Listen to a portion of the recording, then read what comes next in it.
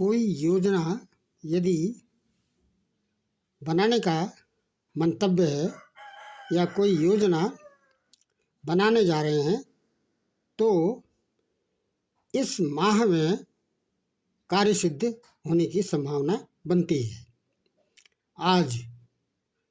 आज जैसा कि 15 जनवरी 2025 आज के दिन के लिए शोक, मानसिक चिंता और शारीरिक व्यथा बनी रहेगी। लगभग एक माह धन व्यय की संभावना है और नेत्र पीड़ा है, कुटुंब से अनबन बनी रहेगी। ये एक माह का फल विचार है। 15 दिन की यदि बात की जाए तो संतान से संताप या अनबन होने की संभावना बनती है। यदि 9 माह के अंतराल की बात की जाए तो 9 माह में धन हानि की संभावना है। यदि हम 16 दिन की बात करें, 16 दिन किस प्रकार से व्यतीत होंगे, इसमें काफ़ी कठिन परिश्रम करना जन्म पत्रिका दिखाती है। धन हानि, मानसिक व्यथा और घर से बाहर रहने की संभावना 1 वर्ष तक बनी रहेगी। ये इस प्रकार की जो बातें की जा रही हैं, इन बातों को स्पष्ट करने के लिए कुछ इस तथ्य की सत्यता के औचित्य को सिद्ध करने के लिए कुछ आधार लिए गए हैं। सबसे पहला आधार है ये प्रश्नगत जन्म पत्रिका है। प्रश्नगत जन्म पत्रिका में नंबर एक जन्म के समय के ग्रह। जन्म के समय के ग्रह जिस राशि में जिस भाव में गोचर करते हैं वे समय अंतराल के अनुरूप अपना स्थान बदलते रहते हैं। उदाहरण के लिए ये जन्म के समय के बुध मिथुन राशि में हैं। जन्म के समय के बुध मिथुन राशि के हैं, लेकिन गोचर में यदि हम आज का गोचर देखें तो गोचर में बुध इस समय धनु राशि में गोचर कर रहे हैं।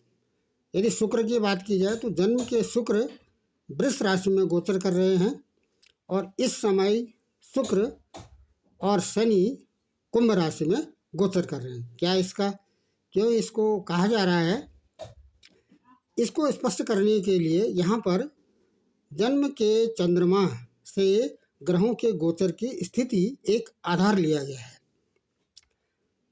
एक तो जन्म के समय पर जो राशि सूर्य के सम्मुख होती है उसको जैसा कि लग्न कहा जाता है, जन्म का लग्न, और जन्म के समय पर चंद्रमा जिस राशि में गोचर करते हैं वह उसकी जन्म राशि कहलाती है। यदि चंद्रमा से हम गोचर देखते हैं तो चंद्र लग्न से इस समय जैसा कि 15 जनवरी है तो इस समय जो सूर्य हैं, सूर्य चंद्रमा जैसा कि सूर्य मकर राशि में गोचर कर रहे हैं इस समय। और यदि चंद्र लग्न हम देखते हैं तो सूर्य की स्थिति जन्म के चंद्रमा से 6th हाउस में बनती है। अब वो कैसे बनती है इसको देखते हैं। ये यहाँ पर चंद्रमा है, कहाँ है? ये सिंह राशि में है और इस समय चंद्रमा से सूर्य कहाँ है? सूर्य जैसा कि मकर राशि में गोचर कर रहे हैं तो इस जन्म पत्रिका में मकर राशि यहाँ पर बनती है। तो ये कितने डिस्टेंस में है? 1 2 3 4 5 6, तो 6ठे स्थान पर है। जब सूर्य जन्म के चंद्रमा की राशि से 6ठे स्थान में होते हैं तो ऐसी स्थिति में कार्य सिद्ध होने की संभावना बनती है। अब इसका समय की अवधि की गणना कैसे की जाएगी? जैसा कि सूर्य एक राशि में 1 महीना रहते हैं तो ये संभावना 1 महीने तक बनती है। जैसा कि अभी सूर्य मकर राशि में गए हैं तो ये लगभग 1 महीना यहाँ रहेंगे तो 1 महीने में कार्य सिद्ध होने की संभावना बनती है। अब जन्म के चंद्रमा से चंद्रमा 12वें हाउस में है।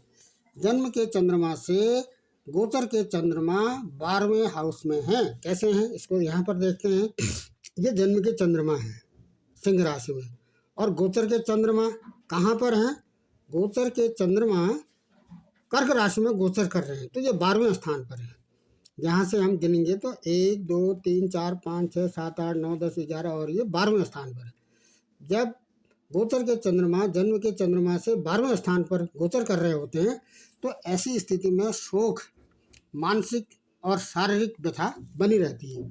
अभी कितने समय तक बनी रहेगी, इसका समय केवल 1 दिन का है। क्यों? क्योंकि चंद्रमा एक राशि में 2.25 दिन ही रहते हैं। ये स्थिति बदल जाएगी, ये स्थिति बदल जाएगी 1 दिन के बाद। उसके बाद जन्म के चंद्रमा से मंगल भी 12वें स्थान पर है। यहाँ पर देखें, मंगल भी कर्क राशि में चल रहे हैं गोचर में, तो मंगल भी 12वें स्थान पर है। जब जन्म के चंद्रमा से मंगल 12वें स्थान पर होते हैं गोचर कर रहे होते हैं, तो ऐसी स्थिति में धन व्यय होता है और नेत्र रोग की संभावना बनती है और कुटुंब से अनबन बनती है। और बुध देखें तो बुध 5वें हाउस में कैसे है, इसको एक बार और देख लेते हैं। जन्म के चंद्रमा से गोचर के बुध जैसा कि धनु राशि में गोचर कर रहे हैं, तो इस जन्म पत्रिका में धनु राशि यहाँ पर बनती है। तो 1 2 3 4 5 5वें हाउस में बुध इस समय गोचर कर रहे हैं, तो क्या होगा? संतान से विरोध होगा या झगड़ा होगा या पीड़ा बनी रहेगी। और गुरु 10वें हाउस में फिर देख लेते हैं। जन्म के चंद्रमा से गुरु, जैसा कि गुरु वृष राशि में गोचर कर रहे हैं, यहाँ पर गोचर कर रहे हैं, तो यहाँ से ये स्थान कहाँ पर बनता है? ये 12 11 10वें स्थान पर बनता है। तो जब जन्म के चंद्रमा से गुरु 10वें स्थान पर गोचर कर रहे होते हैं तो धन हानि होती है। अब शुक्र देख लेते हैं। शुक्र 7वें स्थान पर है। जन्म के चंद्रमा से शुक्र, जैसा कि इस समय शुक्र और शनि कुंभ राशि में गोचर कर रहे हैं, तो इस जन्म पत्रिका में कुंभ राशि यहाँ पर बनती है। तो कौन सा स्थान पर आएंगे? 1 2 3 4 5 6 7वें स्थान पर है। जब शुक्र 7वें स्थान पर होते हैं तो परिश्रम से जीविका बनती है। अब ये परिश्रम क्या पूरे जीवन पर्यंत चलता रहेगा? नहीं। क्यों? क्योंकि शुक्र का जो गोचर है लगभग 1 महीना होता है, तो ये स्थिति 1 महीने के लिए बनती है।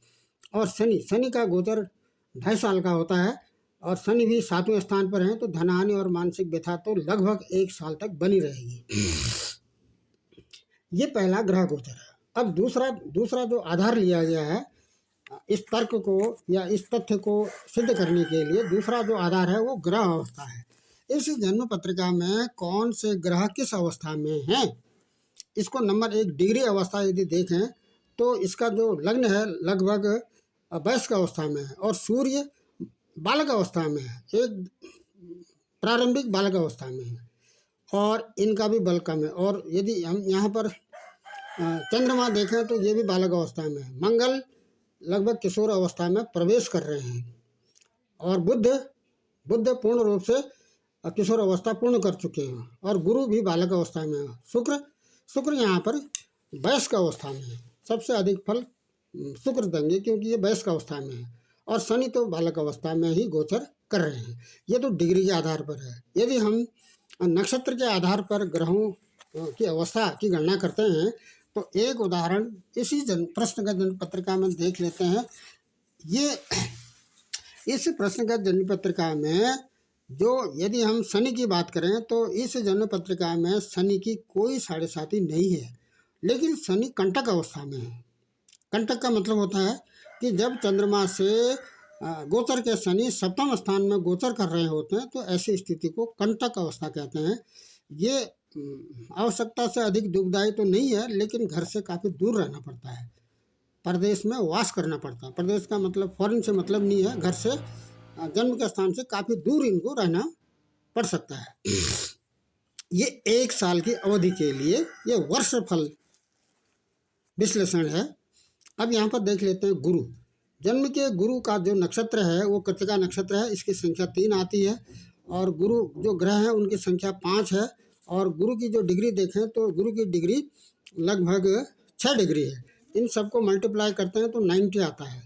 और इसमें यदि हम इष्ट दंड और जन्म का नक्षत्र मघा नक्षत्र 10 नंबर है और लग्न इनका मिथुन है, इन सबको जोड़ते हैं तो इनका योग 107 आता है। 12 का भाग देते हैं तो बैलेंस 11 आता है। जब बैलेंस 11 होता है तो ऐसी स्थिति में ये कौतुक अवस्था में बनते हैं। गुरु की स्थिति कौतुक अवस्था की है। क्या होगा इससे? ये 1 वर्ष के अंतराल में इनको राजयोग या राजा से धन मिलने की संभावना है, जॉब की संभावना है। अब ये होगी या नहीं होगी, ये गुरु का फल देखेंगे तो 11 गुणा 11 121 हो जाएगा। इसमें इस जन्म पत्रिका में जो स्वरांक है वो 2 नंबर का है, और इन सबको यदि हम मल्टीप्लाई करते हैं और उसके बाद फिर 12 का भाग देते हैं, बैलेंस 3 आता है। गुरु का सेवकांक 5 बनता है, तो बैलेंस 2 है। इसकी जो फल है वो चेष्टा है, बहुत अधिक होगा। अब दूसरा आधार इसका ये गुरु का हो गया। इसी प्रकार से सभी ग्रहों का यदि हम देखते हैं तो गुरु तो जॉब की ओर ले जा रहे हैं, और शुक्र यहाँ पर, शुक्र क्या कर रहे हैं यहाँ पर, शुक्र यहाँ पर दुख दे रहे हैं, दुख भोगना।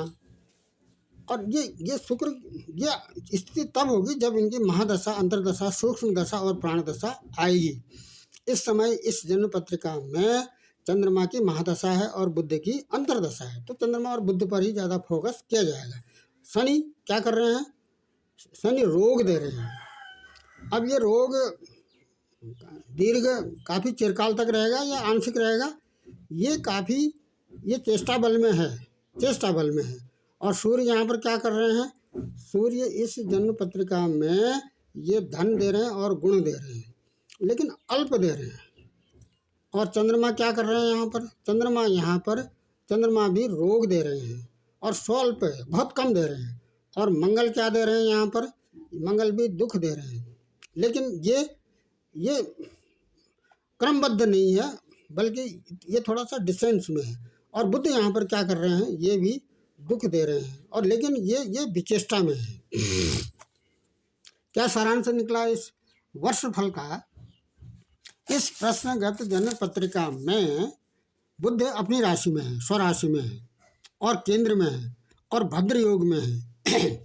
भद्र योग भी दे रहे हैं, और इसमें वेशी योग भी बन रहा है, क्योंकि सूर्य से 12वें स्थान पर बुध हैं। जब सूर्य से 12वें स्थान में जन्म के समय पर, ये जन्म के समय पर है, D1 चार्ट है, जन्म के समय के सूर्य से अगर बुध 12वें स्थान पर होते हैं तो ऐसी स्थिति में वेशी योग बनता है, और यह शुभ कारक माना जाता है। और ये इसमें 2 योग स्पष्ट है, नंबर 1 वेशी योग है और नंबर 2 भद्र योग है।